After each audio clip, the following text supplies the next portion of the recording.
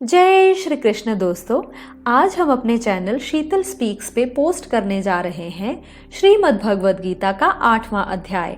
इससे पहले हम गीता के 7 अध्याय अपने चैनल पर पहले ही पोस्ट कर चुके हैं, जिनका लिंक डिस्क्रिप्शन बॉक्स में दिया गया है। आपसे अनुरोध है कि यदि आप गीता के 8वें अध्याय के महत्व को अच्छी तरह से समझना चाहते हैं तो पहले उन 7 अध्यायों को जरूर सुनिएगा। तो चलिए शुरू करते हैं 8वां अध्याय, जिसका नाम है अक्षर ब्रह्म योग। अर्जुन ने कहा, हे पुरुषोत्तम, ब्रह्म क्या है, आत्मा क्या है, सकाम कर्म क्या है, यह भौतिक जगत क्या है तथा देवता क्या है, कृपा करके यह सब मुझे बताइए।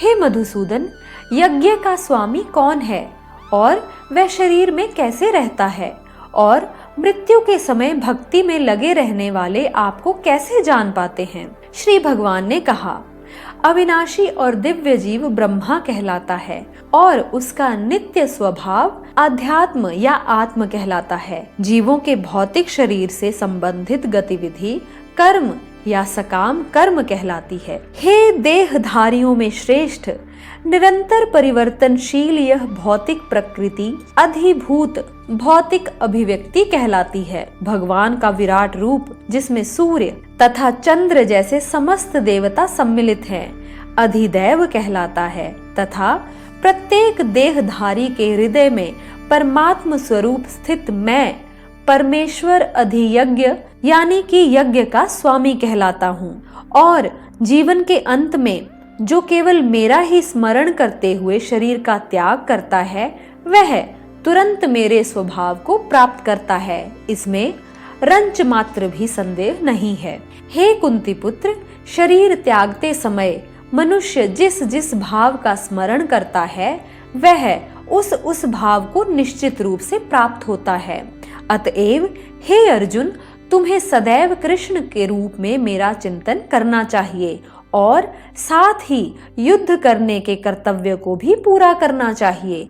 अपने कर्मों को मुझे समर्पित करके तथा अपने मन एवं बुद्धि को मुझ में स्थिर करके तुम निश्चित रूप से मुझे प्राप्त कर सकते हो। हे पार्थ, जो व्यक्ति मेरा स्मरण करने में अपना मन निरंतर लगाए रखकर अविचलित भाव से भगवान के रूप में मेरा ध्यान करता है, वह मुझको अवश्य ही प्राप्त होता है। मनुष्य को चाहिए कि परम पुरुष का ध्यान सर्वज्ञ, पुरातन, नियंता, लघुतम से भी लघुतर, प्रत्येक का पालन करता, समस्त भौतिक बुद्धि से परे, अचिंत्य तथा नित्य पुरुष के रूप में करे। वे सूर्य की भांति तेजवान हैं और इस भौतिक प्रकृति से परे दिव्य रूप हैं। मृत्यु के समय जो व्यक्ति अपने प्राण को भौहों के मध्य स्थिर कर लेता है और योग शक्ति के द्वारा अविचलित मन से पूर्ण भक्ति के साथ परमेश्वर के स्मरण में अपने आप को लगाता है, वह निश्चित रूप से भगवान को प्राप्त होता है।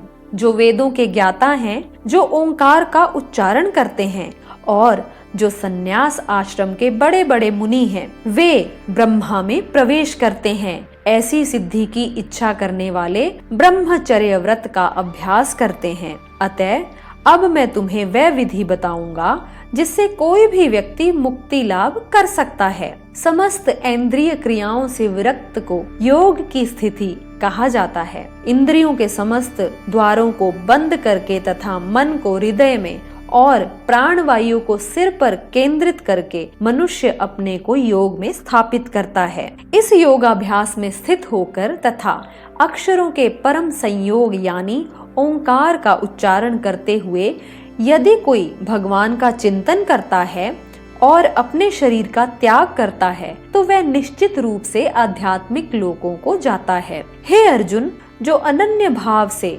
निरंतर मेरा स्मरण करते हैं, उसके लिए मैं सुलभ हूँ, क्योंकि वे मेरी भक्ति में प्रवृत्त रहते हैं। मुझे प्राप्त करके महापुरुष जो भक्ति योगी हैं, कभी भी दुखों से पूर्ण इस अनित्य जगत में नहीं लौटते, क्योंकि उन्हें परम सिद्धि प्राप्त हो चुकी होती है। इस जगत में सर्वोच्च लोक से लेकर निम्नतम सारे लोक दुखों के घर हैं, जहाँ जन्म तथा मरण का चक्कर लगा रहता है, किंतु हे कुंती पुत्र, जो मेरे धाम को प्राप्त कर लेता है वह फिर कभी जन्म नहीं लेता। मानवीय गणना के अनुसार 1000 युग मिलकर ब्रह्मा का एक दिन बनता है और इतनी ही बड़ी ब्रह्मा की रात्रि भी होती है। ब्रह्मा के दिन के शुभारंभ में सारे जीव अव्यक्त अवस्था में व्यक्त होते हैं और जब फिर रात्रि आती है तो वे पुनः अव्यक्त में विलीन हो जाते हैं।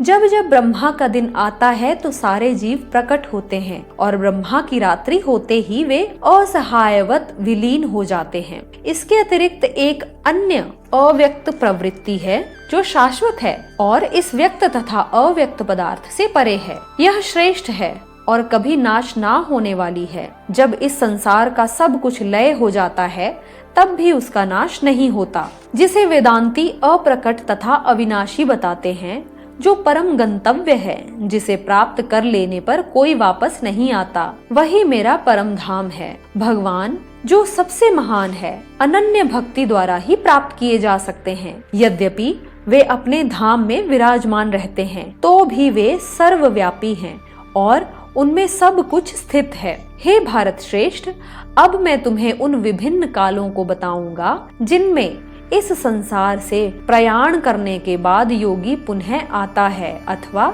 नहीं आता। जो पर ब्रह्मा के ज्ञाता हैं, वे अग्निदेव के प्रभाव में, प्रकाश में, दिन के शुभ क्षण में, शुक्ल पक्ष में या जब सूर्य उत्तरायण में रहता है, उन 6 मासों में इस संसार से शरीर त्याग करने पर उस पर ब्रह्मा को प्राप्त करते हैं। जो योगी धुएं रात्रि कृष्ण पक्ष में या सूर्य के दक्षिणायन में रहने के 6 महीनों में दिवंगत होता है, वह चंद्रलोक को जाता है किंतु वहां से पुनः पृथ्वी पर चला आता है। वैदिक मतानुसार इस संसार से प्रयाण करने के 2 मार्ग हैं, एक प्रकाश का तथा दूसरा अंधकार का। जब मनुष्य प्रकाश के मार्ग से जाता है तो वह वापस नहीं आता, किंतु अंधकार के मार्ग से जाने वाला पुनः लौटकर आ जाता है। हे अर्जुन, यद्यपि भक्तगण इन दोनों मार्गों को जानते हैं किंतु वे मोहग्रस्त नहीं होते, अतः तुम भक्ति में सदैव स्थिर रहो। जो व्यक्ति भक्ति मार्ग स्वीकार करता है वह वेदाध्ययन, तपस्या, दान, दार्शनिक तथा सकाम कर्म करने से प्राप्त होने वाले फलों से वंचित नहीं होता। वह मात्र भक्ति संपन्न करके इन समस्त फलों की प्राप्ति करता है और अंत में परम नित्य धाम को प्राप्त होता है। इसी के साथ अक्षर ब्रह्म योग की समाप्ति होती है। आप सभी से अनुरोध है कि वीडियो को कृपया लाइक करें और चैनल को सब्सक्राइब भी जरूर करें। धन्यवाद दोस्तों। जय श्री कृष्ण।